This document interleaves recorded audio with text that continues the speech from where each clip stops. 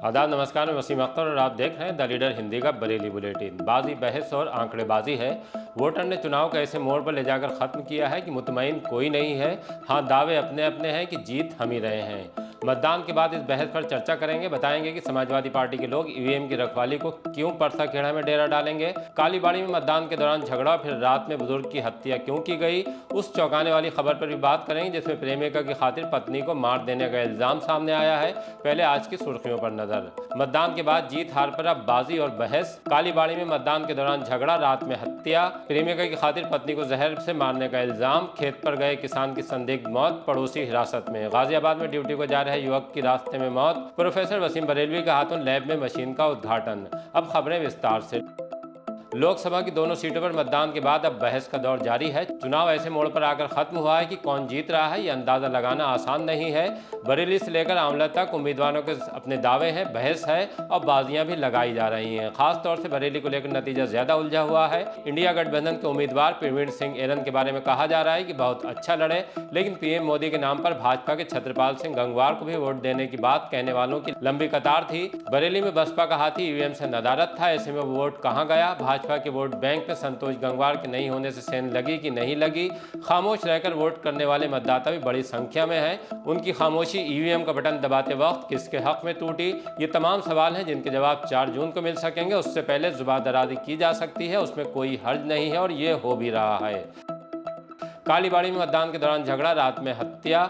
तीसरे चरण के मतदान में जब देश की 93 सीटों पर वोट पड़ रहे तो कालीबाड़ी में झगड़े से शोर मचता रहा। बरेली कॉलेज के मतदान केंद्र से थोड़ा आगे दोपहर के वक्त लोग रुकते, पता करते और आगे बढ़ जाते। तब किसी ने सोचा नहीं होगा कि ये कहासुनी रात में एक हत्या का सबब बन जाएगी। संजय नगर से आए लड़कों ने पहले 60 साल के होरीलाल को घर में घुसकर पीटा। जब डायल 112 पर फोन किया गया तो पुलिस के पहुंचने से पहले फरार हो गए। बाद में जब होरीलाल अपने बेटे व बेटी के साथ थाना बारीदरी में शिकायत दर्ज कराने जा रहे थे तो रास्ते में स्कूटी से गिराकर उन पर ईंट से प्रहार किए गए। पिता पुत्र दोनों घायल हो गए। होरीलाल की हालत सीरियस थी। परिजन उन्हें लेकर प्राइवेट अस्पताल में भटकते रहे, लेकिन उन्हें भर्ती नहीं किया गया। बाद में जिला अस्पताल ले जाया गया तो उनकी सांसें थम चुकी थीं। घायल बेटे का वहां इलाज चल रहा है। पुलिस ने श्याम, राहुल, संजय, मोहित उर्फ भोला, धीरज और विजय के खिलाफ मुकदमा दर्ज कर लिया है। गिरफ्तारी की नींद दबी दी जा रही है। मेरा नाम कामनी है, ये मेरे पिताजी हैं। रात 9:30 बजे हम लोग खाना खा के सो रहे थे, तभी ये लोग आए। श्याम आया, विजय आया, धीरज आया, संजय आया, राहुल आया, गुरुप आया, उसकी पत्नी आई और भी बहुत लोग आए थे। फिर इन्हें खराब शुरू कर दी, गंदी गंदी गालियां पकड़ना शुरू और हदों से बारिश करी ऊपर हमारे से। हमारा पूरा मकान टूट गया है। पिताजी के सिर पे हद्दा मारा था तो सिर पे भी चोट लगी। फिर हमने 100 नंबर पे पुलिस को फोन करा, वो लोग आए, तभी वो लोग आए तो वो भाग गए। विजय ने मारा था। नहीं, फिर हम लोग बाहर निकल के आए, पुलिस आई तो पुलिस को सारी घटना दिखाई हमने। पुलिस वालों ने कही तुम जाओ वहाँ बारादरी। हम लोग, मम्मी, मैं, भाभी और मैं छोटा भाई, हम बारादरी चले गए। फिर पीछे से भैया और पापा आ रहे थे, उन्हें पहले स्कूटी पर लात मारी, उसे गिरा दिया। फिर पास में पड़ा था, उसी से यानी विजय ने बहुत मुंह पे वार करा उसने और भैया के सिर पे वार करा, नाक पे वार करा। हाँ, मेरे भैया को चोट लगी है। पिताजी वहीं पे वो हो गए थे और मोबाइल चुरा के ले गए दोनों। वहीं ढेर हो गए तो हमारे हाथ पे वही फूल गए। हम पहले सिद्धिविनायक लेके गई, फिर मिशन ले गई, उन दोनों में मना हो गया। फिर मिशन वो यहाँ लेके आई डिस्ट्रिक्ट में। हमने कहती वो नहीं रखे।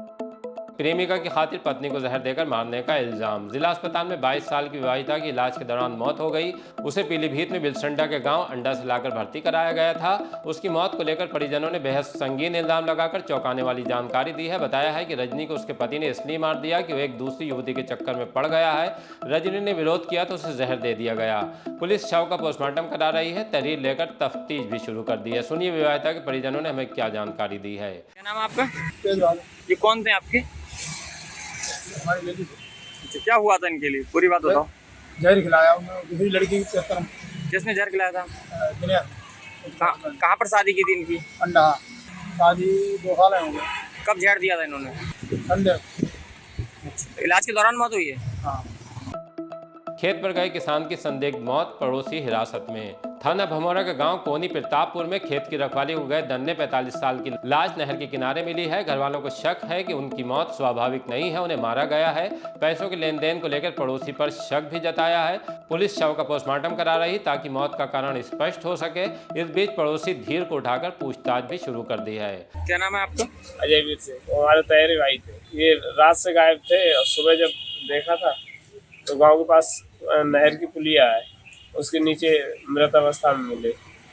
पुलिया जो उसमें पानी नहीं चलता, सूखी पुलिया है। देखा तो उसमें ये लगता है कि किसी ने गला दबा के लिए। किसी से कोई रंजित विवाद भी था इनका? गांव का है एक लड़का देर सिंह, उस पर शक है। शक के आधार पर पुलिस ने उसे हिरासत में भी ले लिया है।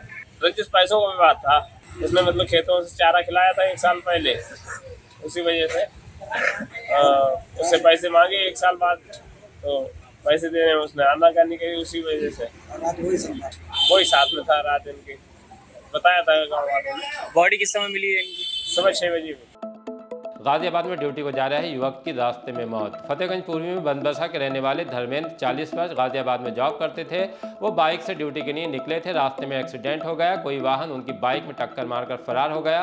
पुलिस से खबर मिलने पर घरवाले धर्मेंद्र को इलाज के लिए जिला अस्पताल ले आए, जहां उन्होंने दम तोड़ दिया। प्रोफेसर वसीम बरेलवी का हाथों लैब की मशीन का उद्घाटन। Doctor M Javed Shamsi memorial charitable medical unit pathology lab में बायोकेमिस्ट्री मशीन भी उपलब्ध हो गई है, जिसका उद्घाटन एकला मॉडल स्कूल में अंतर्राष्ट्रीय ख्याति वाले शायर प्रोफेसर वसीम बरेलवी के हाथों हुआ। जरूरतमंदों की रियायती दरों पर जांच भी शुरू कर दी गई है। इस मौके पर समाज सेवा के लिए तत्पर रहने वाले बुजुर्गों को बरेली इंटरनेशनल यूनिवर्सिटी के कुलपति डॉक्टर अशोक अग्रवाल ने सम्मानित किया। प्रोफेसर वसीम बरेलवी ने लैब संचालकों ने कहा कि सवाब हासिल करने के लिए समाज सेवा बेहतरीन जरिया है। इस मौके पर हाजी जाकिर हुसैन, इशरत मिर्जा, जवैत इकबाल, मोहम्मद तस्नीम शमसी, ग़िज़ाल सिद्दीकी, खुसरो मिर्जा, अरशद तारिक शमसी वगैरह मौजूद रहे। कार्यक्रम का संचालन डॉक्टर एम कैसर ने किया। आज के बुलेटिन में बस इतना ही। इसी तरह के अपडेट जानने के लिए हमसे जुड़े रहें। हमारी गुजारिश है कि हमारे चैनल को अगर सब्सक्राइब नहीं किया है तो ज़रूर कर लें।